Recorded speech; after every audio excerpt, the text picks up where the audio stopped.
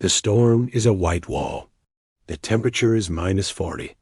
The man to your left just collapsed, and the man to your right is starting to panic. He's shouting, breaking ranks, threatening the survival of everyone. This is the real enemy. Not the cold, but the chaos. How does a Viking leader stop this invisible poison from destroying his warband right now? While modern survival often focuses on the individual, the lone wolf, the Vikings knew a hard, practical truth. The lone wolf dies. Their greatest survival tool wasn't a piece of gear. It was a brutal 5-step leadership blueprint that turned group chaos into unbreakable order.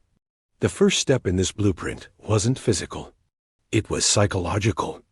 It was the leader's absolute control of the narrative. A Viking leader understood the Norse concept of Urðr, or destiny. They knew that how they would die was already woven by the Norns. This wasn't a cause for despair. It was a practical, psychological weapon. By accepting that the outcome was set, the leader eliminated the what-if paralysis of panic, allowing them to make ruthless, clear-headed decisions. A leader didn't just give orders. They reminded their crew of their identity. They would invoke the sagas, not as entertainment, but as a cultural reinforcement. We are the people who do not panic. We are the people who endure. By mastering the group's mindset first, the leader now had the authority to implement the second physical step. With the group's psychology secured, the leader's second step was to impose physical order. He invoked the most sacred formation they knew, the shield wall, Skjaldborg. On the battlefield, the shield wall was a social contract. I protect your right. You protect my left. In the frozen wasteland, this tactic was repurposed as a brutal, life-saving survival strategy. The enemy wasn't an army. It was the wind. The group was ordered to move as one tight-knit unit. This wasn't a suggestion. It was a law. This formation allowed them to rotate leadership. The strongest warriors would take the lead, breaking the exhausting trail through deep snow for 20 minutes before falling to the back to recover. The weaker or injured members were placed in the center, behind the shields, protected from the full force of the wind chill by the bodies of their comrades. This system was pure engineering. It conserved the group's collective energy and ensured no one was left behind. In this environment, going it alone wasn't just suicide. It was betrayal of the group's shared energy pool. With the group's discipline and movement secured, the leader's next immediate priority was the cold, hard math of survival, their resources. With the group's mind and formation secured, the leader's third step was the cold, hard math of survival, taking immediate inventory. This was not a democracy. The first order was for all resources, food, tinder, supplies, to be pooled immediately. This was a critical move of psychological control. A private stash of food creates suspicion, hoarding, and fractures the group's trust. By communalizing all assets, the leader eliminated panic and dissent. From that moment, the leader, or a trusted Brity or steward, took absolute control of rationing. This wasn't just about fairness. It was about strategic calorie distribution. A longship trapped on the ice was a treasure chest of preserved food, stockfish, salted pork, dried grains. The leader knew that a fed group was a strong group. The rations were distributed based on the shield wall principle. The warriors breaking the trail and guarding the camp burned the most calories, so they received the largest share. This wasn't favoritism. It was practical engineering. The survival of the whole depended on the strength of its protectors. This communal lifeline, controlled by an iron hand, was the engine that would fuel their escape. With the group's internal systems locked down, the leader's fourth step was to build a fortress against the external enemy, the cold. This wasn't about comfort or building a permanent longhouse, a common myth. It was about creating a rapid, adaptable shelter using the environment itself. The Vikings were masters of temporary camps, and they had two primary blueprints. Blueprint A, the snow cave. If the snow was deep enough, This was the fastest and warmest option. The leader would order the group to dig into a snowdrift. This technique is pure genius and relies on the igloo-effect.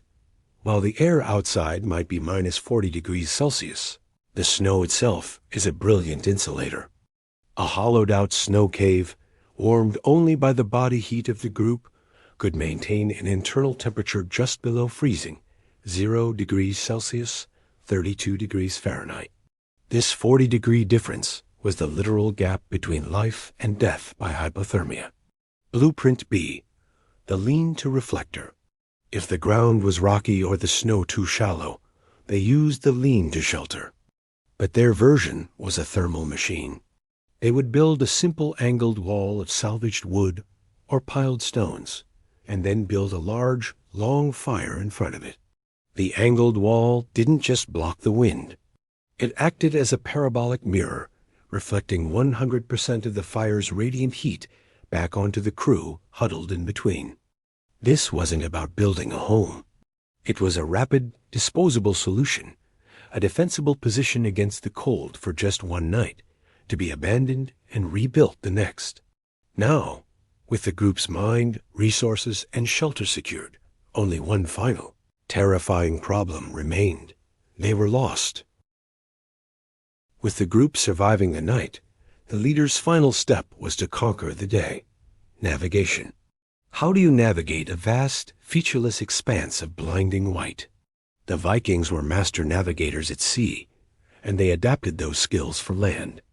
Their primary compass was the sky itself. They tracked the sun's low arc during the short winter days, and used the stars, especially the North Star, which they called Leiðarstjarna, the leading star, to keep their bearing through the long nights. But what about on an overcast day? The sagas mention the mysterious sólarsteinn, or sunstone. This wasn't magic. It was likely a piece of aeleta, a crystal that polarizes light.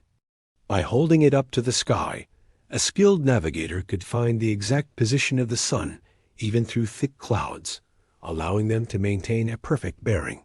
They also used the environment. They read the wind, knowing the Vindaga was north, and the patterns of snowdrifts, Skjaldborg, which align with the prevailing winds. They were, in essence, reading a map written on the snow itself. This wasn't just navigation. It was a deep, intimate literacy of the natural world. Did every member of a journey like this make it out alive? The sagas are often silent on those grim details, and the reality was brutal. But this 5-step blueprint: control, unity, resources, shelter, and navigation gave them a fighting chance. It was a strategy born from a deep, harsh understanding of the world. It proves that the Vikings' greatest strength wasn't the steel in their axes, but the iron in their collective will and the brilliance of their leadership system. These forgotten lessons remind us that when facing overwhelming odds, our most powerful survival tool has always been and will always be each other. What Viking survival skill do you want to master next? Their fire-starting techniques? Their lost navigation secrets? Let me know in the comments. And if you value this practical ancient wisdom, subscribe to Nordic Lorekeeper. We bring it back to life every week. Skål.